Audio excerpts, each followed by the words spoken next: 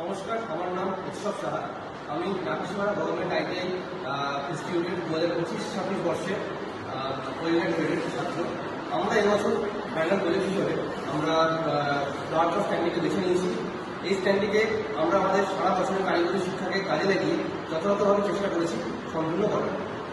আমরা এই dirt of স্ট্যান্ডিকে বেছে নেওয়ার কারণ হল এটা একটি ডেকোরেটিভ এবং ইউজফুল আইটেম, যেটিকে আমরা আমাদের ঘরে, বাগানে, আমাদের অফিস পারপাস এবং পাবলিক প্লেসে যে কোনো জায়গাতে ইউজ করতে পারি। আমাদের এই প্রজেক্টটিকে আমরা যথাযথভাবে চেষ্টা করেছি ওয়েল ফিনিশড, অ্যাট্রাকটিভ এবং লং লাস্টিং হিসাবে তৈরি করার জন্য। যাই হোক, আমরা এবারে আমাদের প্রজেক্টের সাথে জড়িত সমস্ত সহপাঠীদের সাথে পরিচয় করিয়ে দিচ্ছি। নমস্কার, আমি নন্দিনী দত্ত। নমস্কার, আমি রূপা মণ্ডল। নমস্কার, আমি কুশল ভট্টাচার্য। নমস্কার, আমি কুন্তল হালদার। নমস্কার, আমি রয়েছি। নমস্কার, আমি অরিত্র ঘোষ। নমস্কার, আমি পরিমল মণ্ডল। নমস্কার, আমি অমর ঘোষ। এবার আমরা জেনে নেব আমরা এই প্রজেক্টটিকে কোন কোন মেটেরিয়ালসের দ্বারা তৈরি করেছি এবং কোন কোন ধাপের মাধ্যমে আমরা এই প্রজেক্টটিকে সম্পূর্ণ করেছি। আমরা যে মেটেরিয়ালসগুলো আমরা এই প্রজেক্টটিকে তৈরি করেছি সেই মেটেরিয়ালসগুলি হল 3 ইঞ্চি পাতি, 1 ইঞ্চি পাতি, যেখানে স্কোয়ার টাইপ ইউজ করা হয়েছে এবং কার্পিং অয়েল এবং ব্রাশ সাথে কালার ইউজ করা হয়েছে। আমরা এবং আমাদের বাকি সহপাঠী থেকে জেনে নেব আমরা এই প্রজেক্টটিকে সম্পূর্ণ করেছি কোন কোন ধাপের মাধ্যমে, সেটা আমরা এবার জেনে নেব। আমাদের প্রজেক্টের প্রথম ধাপ হল ক্লিনিং।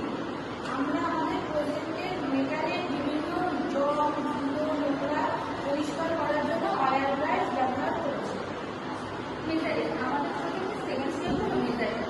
ড্রয়িং অনুযায়ী আমরা আমাদের প্রজেক্টের বিভিন্ন অংশগুলিকে স্টিল রুল, মেটালিং টেপ এগুলির সাহায্যে মেটাল করে নিয়েছি। আমাদের প্রজেক্টের তৃতীয় ধাপ হলো মার্কিং।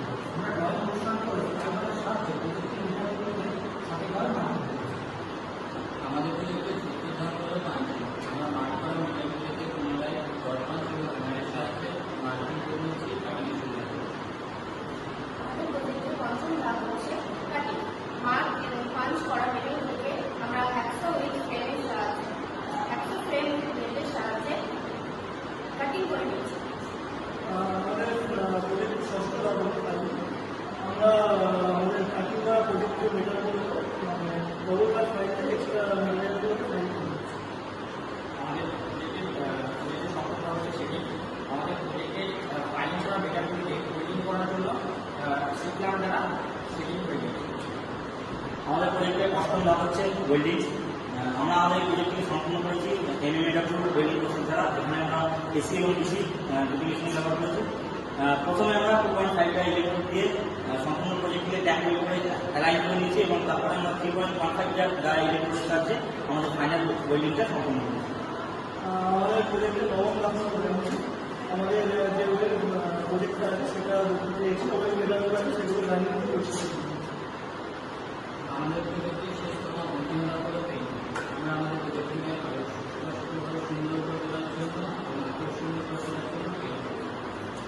পরিশেষে আমরা সকলকে ধন্যবাদ জানাতে চাই আমাদের প্রিন্সিপাল মাননীয় রাজশ্রী মিত্রকে এবং আমাদের ওয়েলনেস গ্রেডের ইন্সট্রাক্টর আবুল কালাম মহাশয়, মাননীয় আবুল কালাম মহাশয়কে, যাদের পরামর্শ এবং সহযোগিতা ছাড়া এই প্রজেক্টটিকে সম্পন্ন করা প্রায় অসম্ভব।